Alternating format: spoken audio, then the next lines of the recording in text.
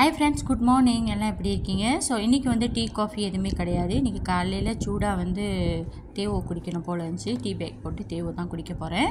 So இன்றைக்கி வந்து சமையல் வேலை இருக்குது. அப்புறம் வந்து கொஞ்சம் வீடு க்ளீன் பண்ணுற வேலைலாம் இருக்குது. நான் சமையல் வேலையில் வந்து 2 ரெசிபி நான் எடுத்திருக்கேன். ஸோ ஒன்று வந்து சிக்கன் கடாயின்னு சொல்லுவாங்க, சிக்கன் கராச்சின்னு சொல்லுவாங்க. நான் அதை தான் செய்ய போகிறேன். ஏற்கனவே ஒரு தடவை செஞ்சேன், நான் ஷூட் பண்ணலை. இந்த வாட்டி வந்து நான் ஷூட் பண்ணியிருக்கேன். அதை நான் உங்கள்கிட்ட எப்படி செய்யறதுன்னு சொல்லிட்டு காட்டுறேன். ஸோ அதுக்காங்கிட்டு எனக்கு வந்து மாதர்ஸ் டேயில் 2 கிஃப்ட்டு நான் உங்கள்கிட்ட இன்றைக்கி காட்ட போகிறேன். ஸோ எல்லோரும் சந்தோஷமாக பாருங்கள். எப்பயுமே நம்ம சந்தோஷமாக இருப்போம்.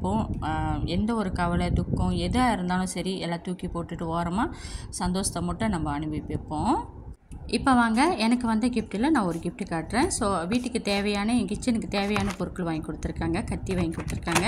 ஸோ ரொம்ப அழகாக இருக்குது, எனக்கு ரொம்ப பிடிச்சிருக்கு. ஸோ அதில் இருந்து ஒரு கத்தி எடுத்து இன்றைக்கி நான் யூஸ் பண்ண போகிறேன். நான் மாதர்ஸ் டே முடிஞ்சு மாதர்ஸ் டே முடிஞ்சு மண்டே தான் நான் வந்து கிளைங்க்கு வந்தேன். ஸோ இன்ன வரைக்கும் நான் மார்க்கெட் போகல.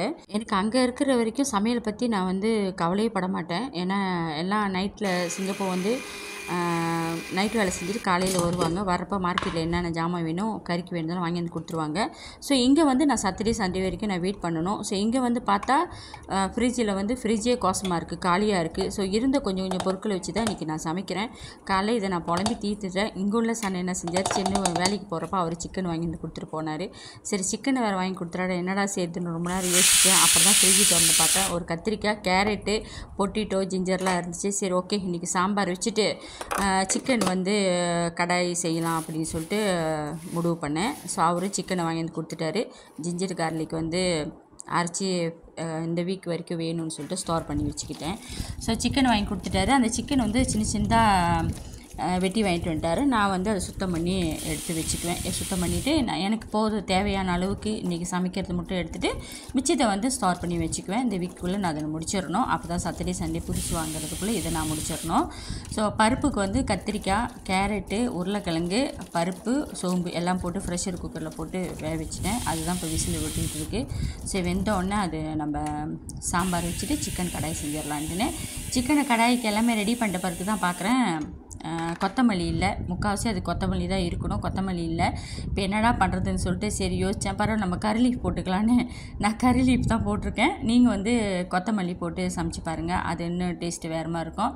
நிறைய பேர் செஞ்சுருப்பீங்க, அப்படி செய்யாதவங்க ட்ரை பண்ணி பாருங்கள். ஆனால் கொத்தமல்லி போடுங்க, என்ன மாதிரி கறி லீஃப் போடாதீங்க. என்கிட்ட இல்லாதனால நான் கறி லீஃப் போட்டு செஞ்சேன். ஸோ நீங்களும் ட்ரை பண்ணி பாருங்கள், ரொம்ப நல்லாயிருக்கும். ஸோ இப்போ வந்து நான் வந்து நான் சாம்பார் வச்சிடுறேன். அதுக்கு அங்கிட்டு வந்து சிக்கன் எப்படி செய்யுதுன்னு சொல்லிட்டு நான் உங்கள்கிட்ட காட்டுறேன். ஸோ நான் இப்போ கத்திரிக்காய், கேரட்டு, உருளைக்கிழங்கு, பூண்டு, இப்போ சோம்பு எல்லாத்தையும் போட்டு வேக வச்சு எடுத்து வச்சுட்டேன். இப்போ வாங்க சாம்பாருக்கு தாளிக்கிற பொருள் பார்க்கலாம். ஸோ வெங்காயம் வெட்டி வச்சுருக்கேன், ட்ரை சில்லி எடுத்திருக்கேன், கறி லீஃப் எடுத்திருக்கேன், அதுக்குங்கிட்ட தக்காளி பழம் வெட்டி வச்சுருக்கேன், உளுத்தப்பருப்பு, சோம்பு, கறி மசால், பட்டை எடுத்திருக்கேன். ஸோ இதெல்லாம் வந்து சாம்பாருக்கு ஒரு பொருள். நான் எப்போயுமே வந்து சாம்பார் தாளிக்கிறப்ப நான் பட்டை போடுவேன், அப்போ மணமாக இருக்கும் அந்த சாம்பார். இன்றைக்கி சாம்பாருக்கு வந்து நான் கோகோனட் ஆயில் தான் சேர்த்துருக்கேன். ஆயில் நல்லா காஞ்ச பிறகு ஸோ உளுத்தம் பருப்பு, சோம்பு, கறி மசால், பட்டை சேர்த்துருக்கேன். ஸோ அது நல்லா பொரிஞ்ச பிறகு ட்ரை சில்லி, கறி லீஃபு, அதுக்கு அங்கிட்டு வெங்காயம் சேர்த்துக்கிட்டு எல்லாத்தையும் ஒன்றா நல்லா மிக்ஸ் பண்ணி விட்றேன். ஸோ நல்லா மிக்ஸ் பண்ணிட்டு நல்லா கலர் மாறின பிறகு அதுக்கு அங்கிட்டு ஜிஞ்சர் கார்லிக் வந்து ஒரு டேபிள் ஸ்பூன் போல் நான் சேர்த்துக்கிட்டு அதையும் நல்லா மிக்ஸ் பண்ணி விட்றேன். எல்லாமே நல்லா பொரிஞ்ச பிறகு கலர் மாறின பிறகு நல்லா வதங்கின பிறகு அதுக்கு அங்கிட்டு நான் வெட்டி வச்ச தக்காளியை சேர்த்துக்கிறேன். தக்காளி சேர்த்துட்டு திருப்பி எல்லாத்தையும் ஒன்றா மிக்ஸ் பண்ணி விட்றேன். சாம்பார் வந்து பொதுவாக எல்லோரும் எப்படி வைப்பீங்களோ அந்த மாதிரி தான். இப்போ வந்து நான் பெருங்காயம் சேர்த்துக்கிறேன். பெருங்காயம் சேர்த்துட்டு திருப்பி எல்லாம் மிக்ஸ் பண்ணி விட்றேன். ஸோ சாம்பாருக்கு வந்து பெருங்காயம் தான் வந்து நல்லா வாசத்தை எடுத்து கொடுக்கும். எங்கள் அம்மாலாம் சாம்பார் வச்சாங்கன்னா அந்த சாம்பார் கொதிக்கிறப்ப தான் தக்காளி பழம் போடுவாங்க. ஸோ நான் வந்து சில டைம் அந்த மாதிரியும் வைப்பேன், சில டைம் வந்து மாதிரி தாளிக்கிறப்பையும் நான் தக்காளி பழம் போட்டிருக்கேன். ஆனால் எனக்கு தெரிஞ்சு 2 டேஸ்ட்டும் ஒரே மாதிரி தான் இருக்கிற மாதிரி இருக்கும். ஆனால் நான் சாம்பார் எப்போ வச்சாலும் தக்காளி பழம் வந்து தாளிக்கிறப்பே போட்டுவேன். ஸோ உங்கள் விருப்பம் எப்படி இருந்தாலும் நீங்கள் போட்டுங்க. ஸோ தக்காளி பழம் நல்லா வதங்கின பிறகு அதுக்கு அங்கிட்டு 1 டேபிள் ஸ்பூன் வந்து சாம்பார் பொடி சேர்த்துருக்கேன். சாம்பார் பொடி சேர்த்துட்டு ஜிஞ்சர் கார்லிக் அரைச்சி வச்சேன்ல, ஸோ அந்த மிக்சர் கழுவுன தண்ணி இருக்குது. ஸோ அந்த தண்ணியை அதில் நான் ஊற்றிக்கிட்டு திருப்பி எல்லாத்தையும் ஒன்றா மிக்ஸ் பண்ணிக்கிறேன். லைட்டாக ஒரு கொதி வந்து அந்த போட்ட சாம்பார் பொடி வாசம்லாம் போன பிறகு அதுக்கு அங்கிட்டு நம்ம பருப்பு வேக வச்சோம்ல அதை நான் ஊற்றிக்கிட்டு திருப்பி நல்லா எல்லாத்தையும் மிக்ஸ் பண்ணி விட்றேன். இப்போ போதுமான அளவுக்கு உப்பு சேர்த்துக்கிறேன். உப்பு சேர்த்துக்கிட்டு திருப்பியும் கிண்டி விட்டுட்டு லைட்டாக ஒரு கொதி வர்றப்ப கொஞ்சமாக புளி எடுத்து கரைச்சி நான் அந்த புளி தண்ணியை நான் சேர்த்துக்கிறேன். புளி தண்ணி ஊற்றினா சொல்லுவாங்க சாம்பார் சட்னி கெட்டு போகாதுன்னு சொல்லுவாங்க. எனக்கு தெரியலலாம், முந்தி காலத்தில் சொன்னாங்க, அது எந்த உண்மை பொய்ன்னு எனக்கு தெரியாது. ஸோ நான் சாம்பாருக்கு வந்து கொஞ்சமாக நான் புளி சேர்த்துக்கிறேன். புளி சேர்த்துட்டு எல்லாத்தையும் ஒன்றா மிக்ஸ் பண்ணி விட்டுட்டு ஃபைனலாக நான் வந்து ஒரு 1/2 டேபிள் ஸ்பூன் அளவுக்கு நான் வந்து நெய் சேர்த்துக்குவேன். நெய் சேர்த்துனா நல்லா வாசமாக மணமாக இருக்கும். ஸோ எல்லாத்தையும் மிக்ஸ் பண்ணி விட்டுட்டு லைட்டாக ஒரு கொதி வந்த பிறகு நான் வந்து அடுப்பு ஆஃப் பண்ணிட்டு மூடிடுவேன். அவ்வளோதான் நம்மளோட சாம்பார் வேலை. இப்போ பாருங்கள், என்னோட 2வது கிஃப்ட் உங்கள்கிட்ட காட்டுறேன். ஸோ இது வந்து என்னோடய மருமக வாங்கி கொடுத்தாங்க.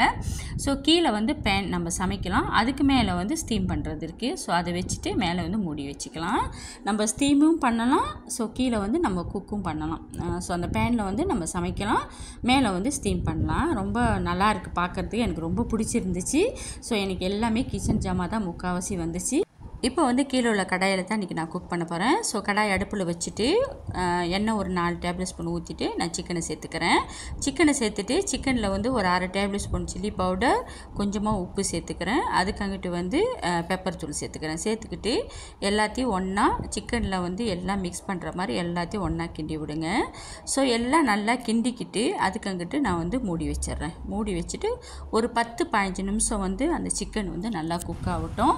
சிக்கன் நல்லா குக் ஆகிறப்ப அந்த சிக்கனோட தண்ணியெலாம் வந்து கீழே இறங்கும். ஸோ அதுக்கங்கிட்டு எல்லாத்தையும் மிக்ஸ் பண்ணி விட்டுட்டு திருப்பியும் நான் அந்த சிக்கனை வந்து எடுத்து ஒரு பவுலுக்கு வந்து நான் ட்ரான்ஸ்ஃபர் பண்ணிவிட்டு இப்போ நம்ம வந்து திருப்பியும் எண்ணெய்லாம் எதுவும் ஊற்ற வேணாம். அந்த பேனில் இருக்க அதே எண்ணெயில் வந்து இப்போ நான் வெட்டி வச்ச வெங்காயத்தை நான் சேர்த்துக்கிட்டு நல்லா கிண்டி விட்றேன். ஸோ அந்த வெங்காயம் வந்து நல்லா வதங்கணும்னு இல்லை, ஸோ லைட்டாக ஒரு மாதிரி வந்து கோல்டன் கலர் வந்த பிறகு இந்த சிக்கன் கடாயை வந்து ட்ரை பண்ணி பாருங்கள். ரொம்ப நல்லாயிருக்கும், ரொம்ப டேஸ்ட்டாக இருக்கும். ஸோ நல்லா மிக்ஸ் பண்ணி விட்டுட்டு இப்போ வந்து ஜிஞ்சர் கார்லிக் வந்து ஒரு டேபிள் ஸ்பூன் போல் நான் சேர்த்துக்கிட்டு திருப்பி எல்லாத்தையும் ஒன்றா மிக்ஸ் பண்ணி விட்றேன். மிக்ஸ் பண்ணி விட்டுட்டு அந்த ஜிஞ்சர் கார்லிக் வாசம் போன பிறகு அதுக்கங்கிட்டு மசாலா சேர்த்துக்கலாம். இதில் வந்து சில்லி பவுடர் சேர்த்துருக்கேன், பெப்பர் சேர்த்துருக்கேன், அதுக்கங்கிட்டு கரம் மசாலா சேர்த்துக்கிட்டு போதுமான அளவுக்கு தண்ணி சேர்த்து கிண்டி விட்டுட்டு சிக்கனை சேர்த்துட்டு போதுமான அளவுக்கு தண்ணி சேர்த்துக்குங்க. அந்த எடுத்த வீடியோ வந்து காணா போச்சு, எங்கே போச்சுன்னு தெரியல, ஷூட் பண்ணாமல் விட்டுட்டேன்னு நினைக்கிறேன். எல்லாத்தையும் சேர்த்த பண்ண ஒரு 10 நிமிஷம் வந்து நீங்கள் மூடி வச்சுருங்க. மூடி வச்சுட்ட பிறகு ஒரு கொதி வரும். கடைசியாக வந்து கொத்தமல்லி சேர்த்துக்குங்க. இந்த கொத்தமல்லிக்கு பதில் தான் நான் கறி லீஃப் சேர்த்துருக்கேன். சேர்த்துக்கிட்டு எல்லாத்தையும் ஒன்றா மிக்ஸ் பண்ணி விடுங்க. மிக்ஸ் பண்ணி விட்டுட்டு கடைசியாக வந்து நம்ம தக்காளி பழத்தை சேர்த்துக்குவோம். தக்காளி பழம் சேர்த்துட்டு திருப்பியும் வந்து கிண்டி விடுங்க. கிண்டி விட்டுட்டு திருப்பி மூடி வச்சுருங்க. மூடி வச்சுட்டு திருப்பி ஒரு 10 நிமிஷம் சென்று பாருங்கள். தக்காளியெல்லாம் நல்லா வந்து குழஞ்சிருக்கும். இப்போ வந்து போதுமான அளவுக்கு வந்து உப்பு சேர்த்துக்குங்க. உப்பு சேர்த்துட்டு திருப்பியும் வந்து மூடி வச்சுருங்க.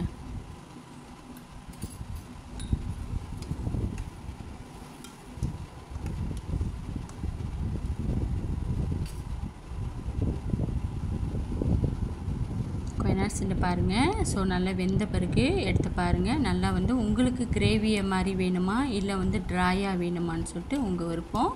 ஸோ எல்லாத்தையும் மிக்ஸ் பண்ணி விட்டுட்டு இப்போ ஃபைனலாக நம்ம வந்து சில்லி சேர்த்துக்கணும்.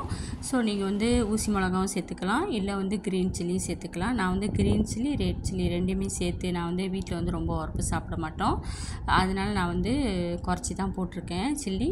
உங்களுக்கு எவ்வளோ வேணுமோ அந்த அளவுக்கு நீங்கள் வந்து சில்லி சேர்த்துக்கிட்டு அப்புறம் வந்து ஜிஞ்சர் வந்து நல்லா ஸ்லைஸாக கட் பண்ணி அதையும் நீங்கள் சேர்த்துக்குங்க.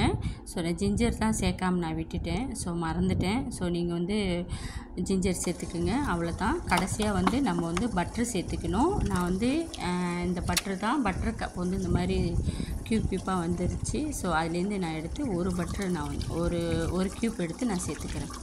கடைசியாக வந்து இந்த மாதிரி பட்டர் சேர்த்தோமா அவ்வளோ ஒரு டேஸ்ட்டாக இருக்கும். மூடி வச்சுருங்க. திக்காக ஆன பிறகு பாருங்கள் கிரேவி எவ்வளோ நல்லாயிருக்கு. ஸோ நம்மளோட வந்து சிக்கன் கடாயி ரெடி ஆயிடுச்சு. நீங்கள் ட்ரை பண்ணி பாருங்கள். ஸோ ரொம்ப நல்லாயிருக்கும். உங்களுக்கெலாம் பிடிச்சிருந்தா லைக் பண்ணுங்கள், ஷேர் பண்ணுங்கள், பக்கத்தில் இருக்கிற பெல் பட்டனை தட்டி விடுங்க. ஸோ மறந்துடாதீங்க. நிறைய பேர் பார்க்குறீங்க, ஆனால் வந்து லைக் ரொம்ப குறைவாக வருது. கொஞ்சமாக லைட்டாக செல்லமாக அந்த லைக் பட்டனை தட்டி விட்ருங்க.